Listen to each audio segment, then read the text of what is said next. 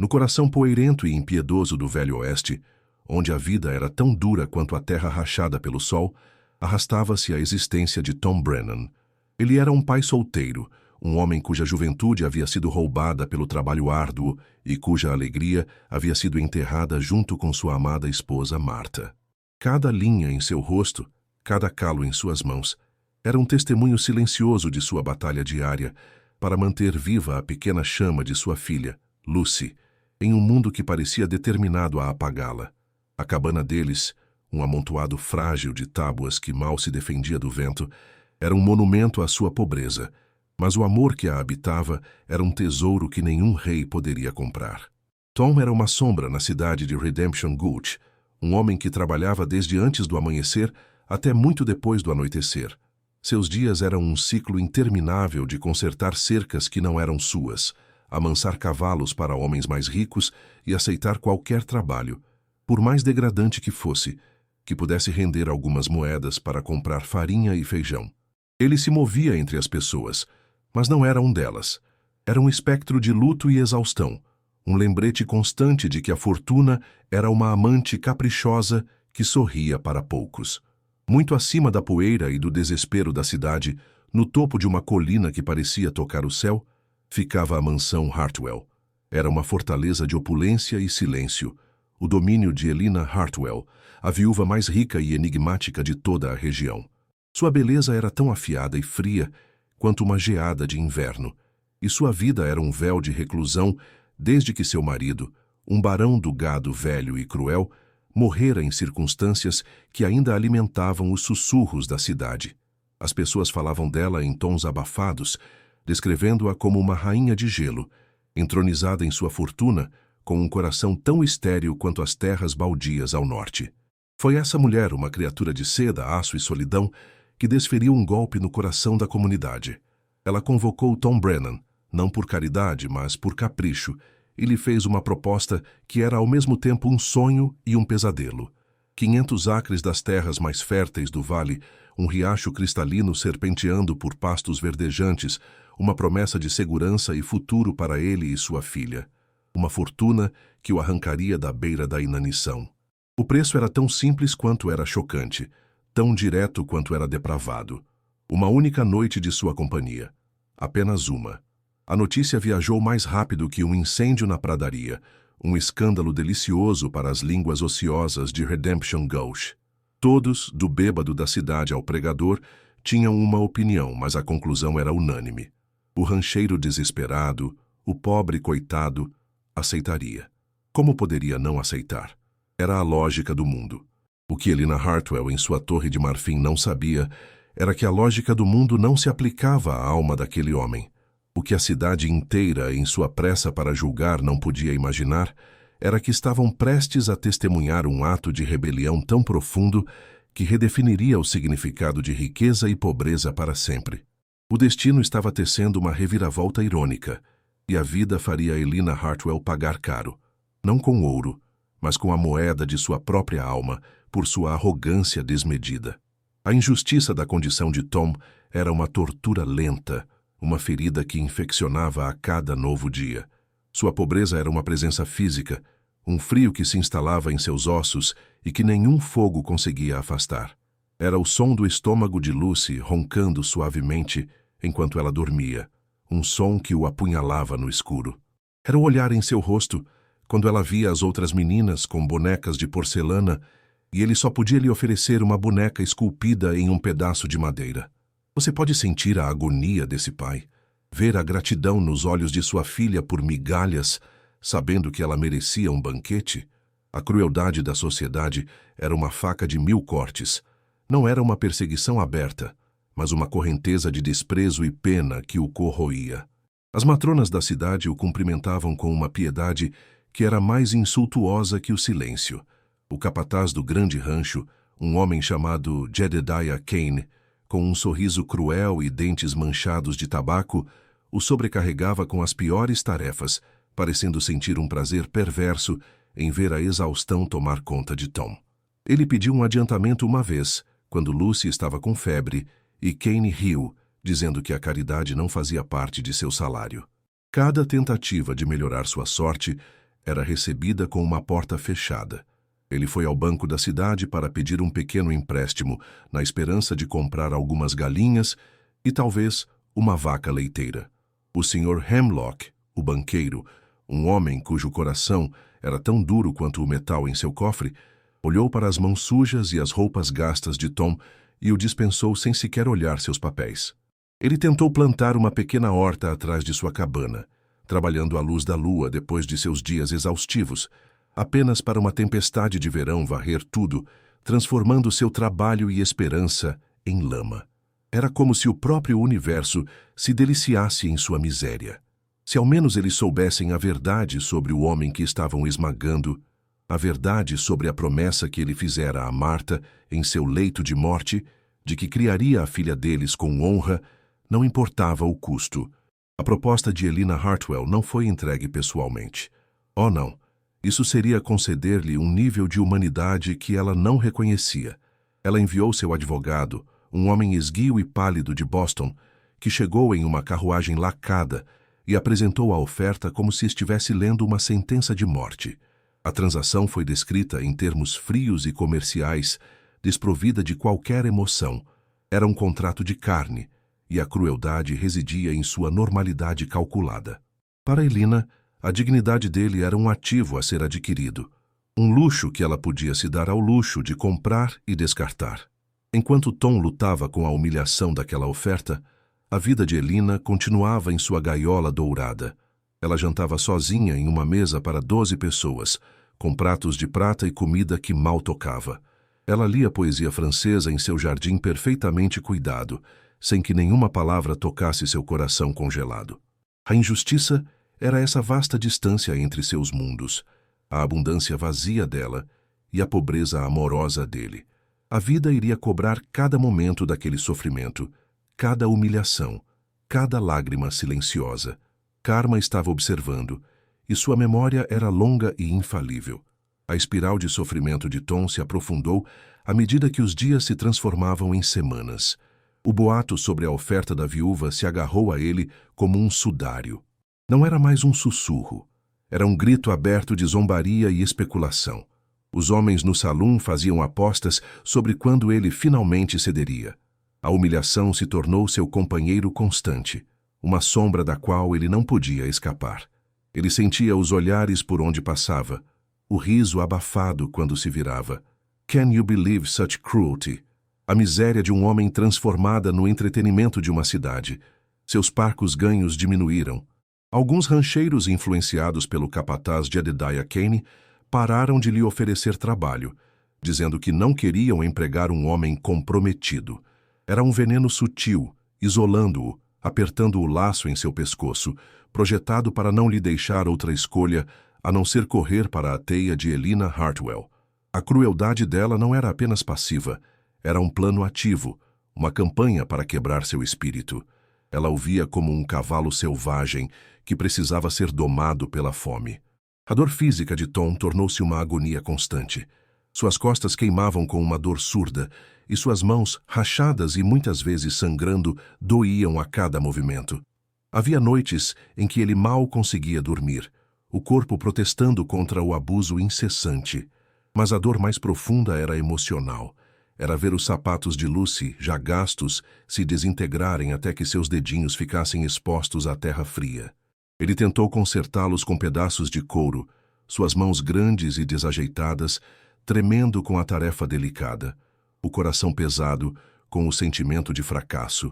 Ele tentou de novo, desesperadamente, encontrar uma saída. Ele ouviu falar de uma oportunidade de trabalho na construção da nova ferrovia, a milhas de distância. Ele caminhou por 2 dias, com pouco mais do que um cantil de água e pão velho, deixando Lucy com a esposa doente do ferreiro, a única pessoa que lhe mostrou um pingo de bondade. Ao chegar, exausto e coberto de poeira, foi informado de que a vaga havia sido preenchida no dia anterior. A caminhada de volta foi uma marcha fúnebre, cada passo um lembrete de seu beco sem saída. O sofrimento de sua filha era a arma mais cruel de todas. Crianças podem ser espelhos da maldade de seus pais.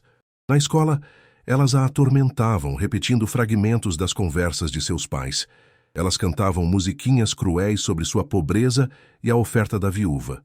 Lucy, antes uma criança cheia de luz, começou a se apagar. Ela ficou quieta, retraída, seus grandes olhos muitas vezes cheios de uma tristeza que nenhuma criança deveria conhecer. Can you imagine this father's pain? Ver a inocência de sua filha ser manchada pela malícia dos outros, uma consequência direta de sua própria luta. Se ao menos eles soubessem a verdade. A verdade era que a cada noite, Tom renunciava à sua própria porção de comida, por menor que fosse, para que Lucy pudesse ter um pouco mais. Ele lhe dizia que havia comido enquanto trabalhava, uma mentira nascida do mais profundo amor. A verdade era que, apesar de sua exaustão, ele ainda encontrava energia para lhe contar histórias de cavaleiros corajosos e princesas sábias, mundos onde a honra era a maior das virtudes. Mas a verdade estava escondida sob camadas de calos e poeira, invisível para um mundo que só julgava pela aparência. Logo, porém, todos eles pagariam caro por sua cegueira. A roda do destino já estava começando a girar.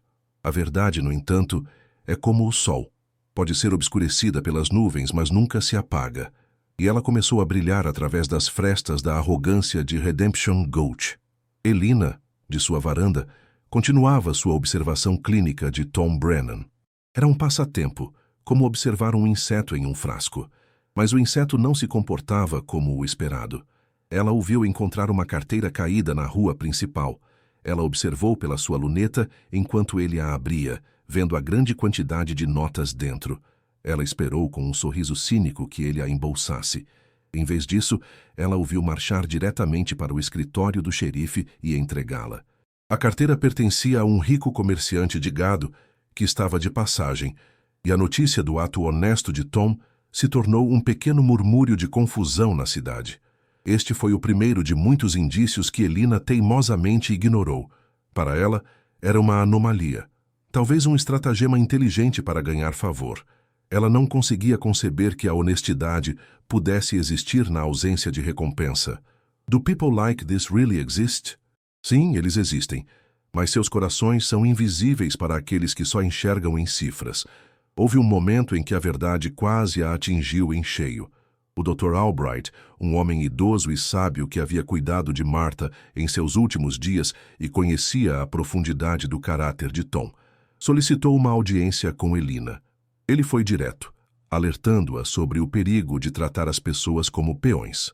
Ele falou do amor inabalável de Tom por sua esposa, de sua devoção à filha, descrevendo-o não como um indigente, mas como o homem mais rico em espírito que ele já conhecera. Elina o ouviu com uma paciência irritada, descartando suas palavras como o sentimentalismo de um velho. A alma não paga as contas, doutor, ela respondeu friamente, encerrando a conversa. A ironia era brutal. Ela estava sendo advertida por um curador de corpos sobre uma doença em sua alma e estava cega demais para ver. Enquanto isso, outros na cidade começaram a ver o que Elina não via. A senhora Gable, a padeira, cujo exterior era tão duro quanto a crosta de seu pão, começou a notar a magreza de Lucy. Um dia, ela acidentalmente deixou cair um pequeno saco de biscoitos perto da menina. Logo, tornou-se um ritual silencioso. A verdade estava se infiltrando na consciência da cidade, não como uma inundação, mas como uma chuva suave, amolecendo o solo endurecido do preconceito. O catalisador para a grande revelação veio de um lugar de dor passada. Tom, precisando de um pouco de couro para remendar as botas de Lucy mais uma vez, foi até o velho celeiro abandonado na fronteira de suas terras, um lugar que ele evitava, porque era onde Martha gostava de observar o pôr do sol. Vasculhando uma caixa de velharias esquecidas, seus dedos encontraram algo duro e frio. Era um pequeno medalhão de prata, manchado pelo tempo. Ele o abriu. Dentro havia um retrato em miniatura de uma Elina muito mais jovem, com um sorriso radiante e genuíno, ao lado de um jovem de aparência gentil e roupas simples. Não era o Barão Hartwell. Tom sentiu um calafrio. Ele não sabia a história, mas reconheceu a emoção naqueles rostos. Ele percebeu que a fortaleza de Elina não era feita de arrogância, mas de dor. Aquele pequeno objeto era a chave, não para uma fortuna, mas para um coração trancado. Ele não viu uma oportunidade de chantagem ou vantagem. Ele viu um eco de sua própria perda, um vislumbre da mulher que existia antes que a riqueza a envenenasse. Naquele momento, o pobre rancheiro entendeu a viúva rica de uma forma que ninguém mais conseguia, e ele sabia o que tinha que fazer. Não era mais sobre ele ou sua luta, era sobre libertar outro prisioneiro da solidão. O dia da confrontação chegou carregado com a eletricidade de uma tempestade iminente. Tom não foi à mansão como um homem derrotado. Ele foi como um emissário da verdade. Ele subiu a colina com passos firmes, o medalhão em seu bolso pesando não como metal, mas como destino. Elina o aguardava em seu escritório sombrio, um mausoléu para sua felicidade. Ela estava vestida de preto, como sempre, uma rainha em seu exílio autoimposto. Sobre a mesa de mogno polido, a escritura da terra estava estendida como uma mortalha. Seus lábios se curvaram em um sorriso que não alcançou seus olhos. Ela estava pronta para a capitulação dele, para saborear o momento em que o espírito dele finalmente se quebraria. Ela apontou para a cadeira em frente à sua mesa, um gesto de um monarca para um súdito. Tom não se sentou. Ele permaneceu de pé, e sua altura, geralmente curvada pela exaustão, pareceu imponente no silêncio do cômodo. Ele a observou por um momento, e em seus olhos não havia súplica, mas uma compaixão que a desarmou. Ela começou a falar, sua voz um instrumento de poder e controle, reiterando os termos do acordo. Ela falou das terras, da segurança, do fim de sua luta miserável. Era o discurso de uma deusa para um mortal. Foi então que o mundo dela se despedaçou. Com um movimento lento e deliberado, Tom tirou o medalhão de prata do bolso. Ele não o jogou sobre a mesa. Ele o colocou suavemente sobre a escritura, cobrindo as palavras de sua proposta indecente com um símbolo de amor perdido. Naquele instante, tudo mudou. A máscara de controle de Elina se estilhaçou em 1000 pedaços. Uma lufada de ar escapou de seus pulmões, um som agudo de choque e dor. Sua pele ficou mortalmente pálida, e seus olhos, antes frios e calculistas, se arregalaram em terror e reconhecimento. Suas mãos, sempre tão firmes, começaram a tremer incontrolavelmente, enquanto ela estendia um dedo para tocar o medalhão, como se fosse feito de fogo. O jovem no retrato era Daniel, seu amor de infância, um trabalhador de rancho sem terra que sua família a proibira de ver, morto em um estouro de manada forjado pelo homem que ela foi forçada a desposar, o barão Hartwell. A voz de Tom quebrou o silêncio, não com raiva, mas com uma gentileza que era mais devastadora do que qualquer acusação. Ele disse que não podia aceitar a terra dela, porque sabia o que era perder a única pessoa que fazia o mundo valer a pena. Ele disse que via nela não uma viúva rica, mas uma mulher de luto, assim como ele. Ele falou que ela estava tentando comprar companhia, porque havia esquecido como ganhá-la. E então veio a revelação que a derrubou. Ele disse a ela que não queria sua terra, seu dinheiro ou seu corpo. Ele queria a permissão dela para cortejá-la. Ele queria levar flores para ela, não compradas, mas colhidas por ele e por Lucy. Ele queria levá-la para um piquenique e mostrar-lhe o lugar onde Marta costumava observar o pôr do sol. Ele queria que ela conhecesse sua filha, não como a filha de um empregado, mas como uma menina que poderia ensiná-la a rir de novo. Ele não ofereceu um contrato, ele ofereceu uma conexão. Elina Hartwell, a mulher que dobrava o mundo à sua vontade, finalmente se dobrou. Um soluço rasgou sua garganta, o primeiro em mais de uma década. As lágrimas que ela pensava terem secado para sempre jorraram, lavando a poeira de seu coração. Ela percebeu o erro monstruoso que havia cometido. Em sua amargura, ela havia se tornado a imagem do homem que odiava, usando a riqueza como uma arma para controlar os outros. A inversão de papéis foi absoluta. O homem que ela tentara comprar, o peão em seu jogo, havia se tornado o guardião de sua alma. O narrador, como juiz moral, exultou. A dignidade acabara de dar um cheque-mate no poder. A justiça que se seguiu foi poética e transformadora. Não uma vingança, mas uma cura. Elina Hartwell perdeu seu império de solidão. A vasta mansão, antes silenciosa e fria, começou a se encher com os sons da vida. A primeira vez que a risada de Lucy ecoou nos corredores de mármore foi como a primeira chuva da primavera em uma terra seca. Elina começou a perder sua reputação de rainha de gelo e, no processo, encontrou a mulher calorosa e vibrante que havia sido enterrada viva. Tom, o humilde rancheiro, ganhou um reino. Não um reino de terra e títulos, mas um de amor e pertencimento. Ele encontrou em Elina uma alma gêmea em luto, alguém que entendia as cicatrizes invisíveis que ele carregava. Lucy ganhou uma mãe, e em seus olhos Elina não era a mulher rica e poderosa, mas a mulher que sabia fazer as melhores tranças e contar histórias sobre as estrelas. A humilhação pública que se seguiu foi para os habitantes da cidade. Eles observaram boquiabertos a metamorfose. O primeiro sinal foi quando a elegante carruagem de Elina parou em frente à cabana de Tom. Ela não o convocou. Ela o visitou. Ela saiu não em sedas e veludos, mas em um vestido simples, e sentou-se na varanda remendada dele, bebendo água de uma caneca de lata. A cidade inteira parou para assistir. Depois vieram os piqueniques, as pescarias no riacho. Tom ensinou a Elina a alegria das coisas simples. Ela, por sua vez, começou a ensinar a Lucy a ler e a tocar piano, seus dedos antes ociosos agora encontrando um propósito. Eles se tornaram uma visão comum. O rancheiro, a viúva e a criança, uma família improvável forjada nas cinzas da dor e do preconceito. Os vilões menores receberam sua punição. Jedediah Kane, o capataz cruel, foi demitido sumariamente por Elina, não com raiva, mas com uma calma decisiva que era muito mais assustadora. O Sr. Hemlock, o banqueiro, quase engasgou com seu charuto quando Tom e Elina entraram em seu banco juntos para abrir um fundo de caridade para a comunidade. Sua bajulação servil foi recebida com um olhar frio de Tom, um lembrete silencioso de sua crueldade passada. Os fofoqueiros da cidade agora falavam do casal com um respeito temeroso, suas palavras maldosas substituídas por admiração relutante. A justiça de Karma foi completa. Ao oferecer seu coração em vez de sua riqueza, Elina ganhou uma felicidade que seu dinheiro nunca poderia ter comprado.